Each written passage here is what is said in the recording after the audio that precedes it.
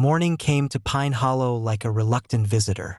The sun rose slowly behind a wall of gray clouds, its pale light spreading across the quiet town without warmth. For the first time in days, the wind had stopped. No whispers drifted through the streets. No distant howls echoed from the forest.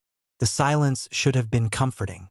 Instead, it felt unnatural, like the breath that comes before a scream. Noah sat on the wooden steps near the river where the ice had shattered the night before. The broken surface had frozen again, sealing the dark water beneath a thin layer of glassy frost. If someone had come here now, they would never believe what had happened. The creatures were gone. The wind had quieted. Pine Hollow looked like any other forgotten town hidden deep in the American wilderness. But Noah knew the truth. The forest was only resting. Eleanor approached slowly along the riverbank, her coat pulled tightly around her shoulders. The cold had deepened the lines on her face, but her eyes were sharp as ever. She stopped beside him and stared at the frozen water. "You stopped it," she said. Noah shook his head. "No, I slowed it down." The memory of the night replayed in fragments in his mind. The circle of glowing eyes, the wind screaming his name, the moment the blade cracked the ice and the river roared back to life. Something had changed then, not just in the forest. Inside him, Eleanor crouched near the cracked ice and traced the edge of the frozen river with her gloved fingers. "The last time this happened," she said quietly, "the town thought the curse had ended too. They celebrated. They rebuilt." She looked up at him. 3 months later, the first body was found. A shiver passed through Noah that had nothing to do with the cold. Across the river, the pine forest stretched endlessly into the mountains, dark and silent beneath the morning fog. Somewhere deep inside it, the wind had retreated to wait, and something else was waiting with it. By midday, the town began to move again. Storefronts reopened cautiously, and people stepped outside with uncertain smiles. The sheriff's office declared that the recent attacks were the work of a wild animal that had now moved deeper into the wilderness. No one argued.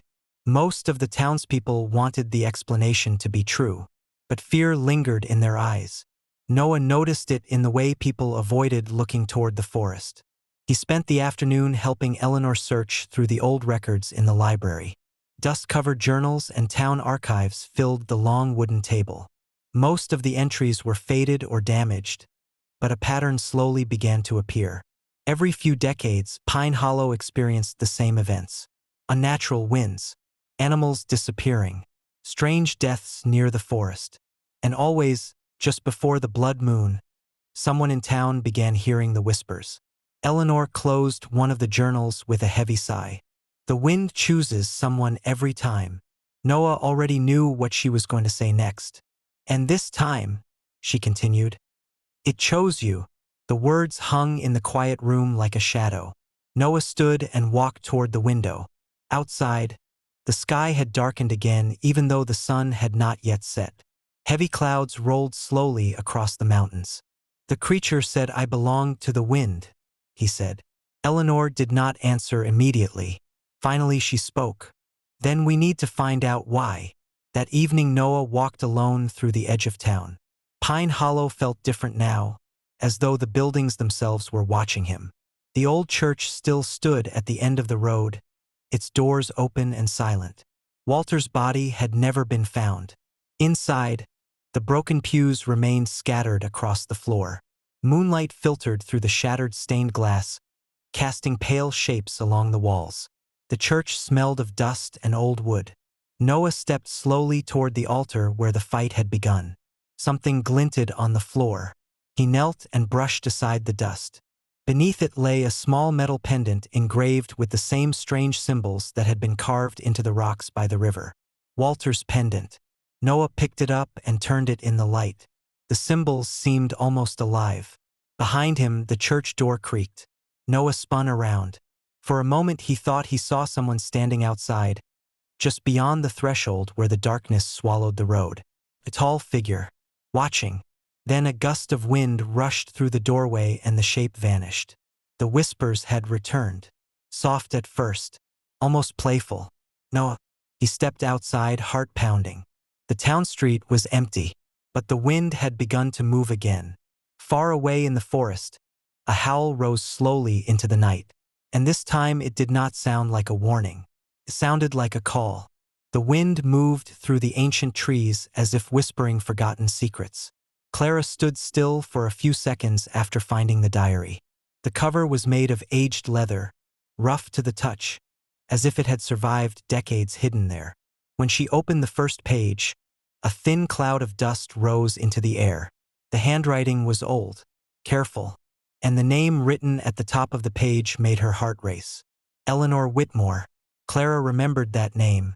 It appeared in old stories from the town, always spoken in a strange tone, almost as if people didn't want to talk too much about it. She turned the page. If someone finds this, it means Pine Hollow is still not free from what we awakened. Clara swallowed hard. Outside, the wind struck the broken windows of the abandoned cabin. She kept reading. The diary spoke about something buried in the forests surrounding the town. Something the first settlers had discovered when Pine Hollow was founded. At first, they thought it was only an old indigenous legend, until things began to happen.